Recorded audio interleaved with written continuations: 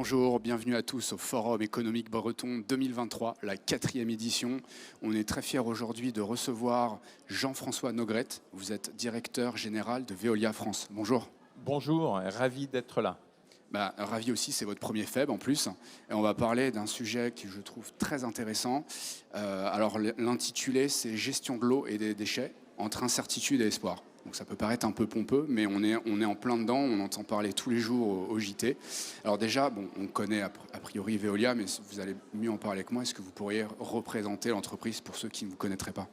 Voilà, on est 220 000.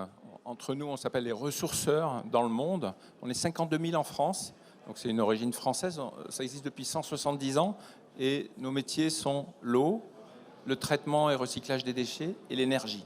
Voilà. Et donc notre ambition finalement, c'est l'accès à la ressource locale en préservant l'environnement pour décarboner, pour dépolluer et pour sourcer et régénérer la ressource. Alors pour la petite anecdote, j'ai entendu que vous étiez 50 000 en France. Pour la petite anecdote, Saint-Malo, c'est 45 000 habitants. Donc ça donne une idée du nombre d'employés que vous avez. On est dans un monde relativement paradoxal, je trouve, à mi-chemin entre consommation et sobriété. Comment s'articule la sobriété chez vous à Veolia?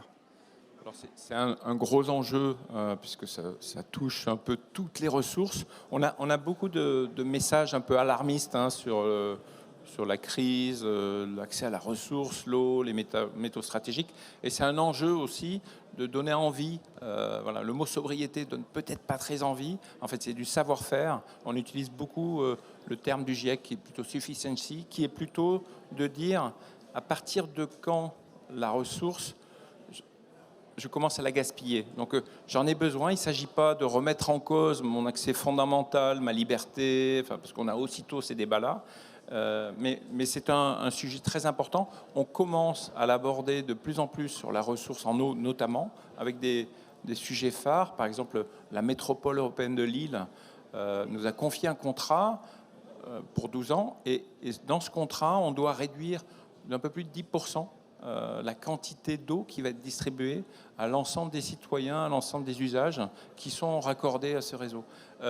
C'est un enjeu pour nous, c'est beaucoup de savoir-faire, beaucoup d'éducation, beaucoup d'information, d'incitation. Et donc ça passe par proposer des solutions très concrètes aux gens, aux citoyens, aux utilisateurs de l'eau, aux consommateurs de l'eau en général, pour que ce soit faisable. Et c'est ce mouvement, on l'a vu sur certaines villes. À Verdun, par exemple, on a réduit très significativement, et ça a été plus de 100 000 kits d'économie d'eau distribués, des formations, des tables rondes. Enfin, voilà. On a un vrai enjeu collectif sur la sobriété. On est passé le cap l'an passé de l'énergie, mais ça touche finalement toutes les ressources. Oui, éviter le gaspillage, c'est important. Ça peut paraître simple, mais il faut faire de la pédagogie continuellement.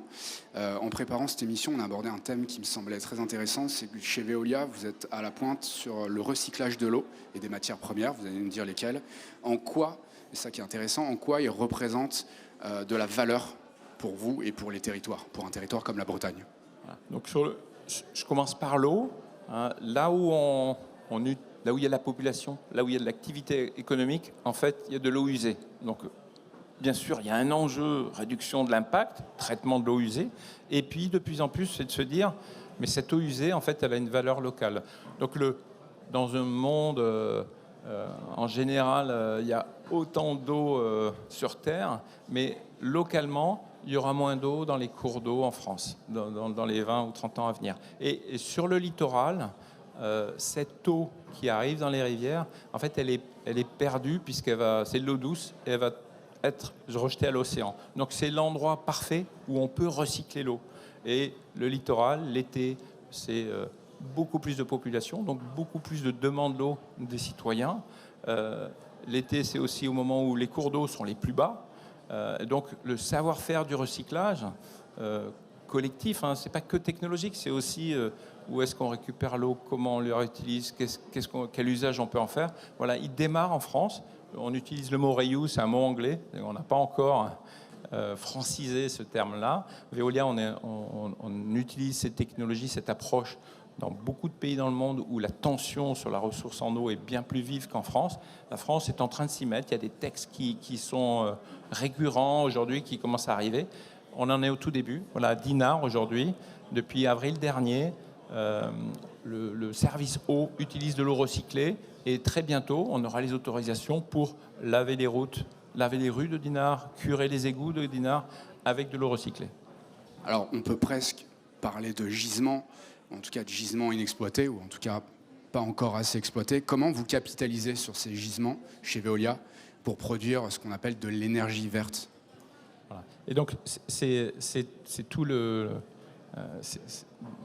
l'enjeu de voir, au lieu d'être paralysé par la tension sur la ressource, sur le besoin de l'énergie, de voir le potentiel dans cette ressource locale qui est à portée de main et qu'on a finalement dans nos déchets et dans l'eau usée. Donc si je prends l'exemple des déchets, c'est comment le transformer en énergie. Donc depuis longtemps, il y a l'incinération dans lequel on produit l'électricité, on produit la vapeur avec des réseaux de chaleur et ça fonctionne très bien. Par exemple à Rennes, il y a un très beau centre d'unité de valorisation énergétique du déchet.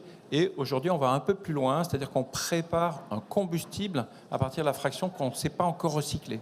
Et donc ce combustible, il a une valeur de substitution. Et aujourd'hui, on a un énorme projet qui va voir le jour dès l'an prochain en Lorraine, à Dombasle, où une usine de Solvay qui utilisait 2 chaudières à charbon va réduire drastiquement sa production de CO2 fossile en utilisant finalement ce combustible de substitution qui est sourcé localement, puisque c'est finalement le déchet local qui n'est pas recyclable, qui va servir de carburant décarboné pour cet industriel. C'est bien, je vois que vous préparez l'avenir chez Veolia. Dernière question un petit peu différente, en tout cas le même sujet mais avec un autre angle. Vous êtes a priori une entreprise ESG de référence. Comment vous avez fait? Comment on fait pour les autres entreprises qui nous écoutent? Alors maintenant, c'est un peu plus courant, mais on a eu un vrai gros travail sur la raison d'être de Veolia qui est très mobilisatrice, voilà, sur nos piliers fondamentaux. Pour nous, c'est une boussole. On a utilisé cette boussole de façon très, très systématique, c'est-à-dire qu'aujourd'hui, l'ensemble des cadres de Veolia dans le monde sont évalués sur des indicateurs qui sont à la fois financiers, c'est classique, client, c'est classique, mais aussi planète et aussi communauté. Et donc c'est cette multiplicité, en fait on appelle ça la performance plurielle, qu'on a généralisée à l'ensemble, où on se trouve dans le monde, à l'ensemble des cadres de Veolia. Et donc ça nous a fait vraiment avancer parce qu'on est guidé par des enjeux environnementaux comme orienté client, comme orienté ressources, comme orienté communauté locale. Donc ça a été le gros moteur. Et aujourd'hui, on a lancé ça il y a 3 ans maintenant. Et aujourd'hui, quand on regarde ce qu'on a fait, on a produit des grandes quantités d'énergie, on a recyclé des millions de tonnes d'eau et des millions de mètres cubes. Ça représente à peu près l'équivalent de la ville de Singapour qu'on a recyclé. Et sur le CO2 évité, c'est très très très significatif. On dépasse plusieurs dizaines de millions de tonnes, pardon. Donc voilà, on voit un mouvement réel, on sait le mesurer de ce lancement, de ce qui au départ pourrait être une charte un peu basique, mais non pas du tout. En le suivant, on fédère des milliers de personnes, puisqu'on est 220 000 chez Veolia. Et ça se mesure chaque année. Très bien, écoutez, on est arrivé à la fin de cette émission. J'espère que de nombreuses entreprises feront comme vous dorénavant. Merci de nous avoir suivis. On rappelle que j'étais avec Jean-François Nogrette, directeur général de Veolia France. Merci beaucoup. Merci beaucoup et bravo pour le FEB. C'est une très très belle énergie. Merci à vous. Merci et restez en direct pour les prochaines émissions. À bientôt.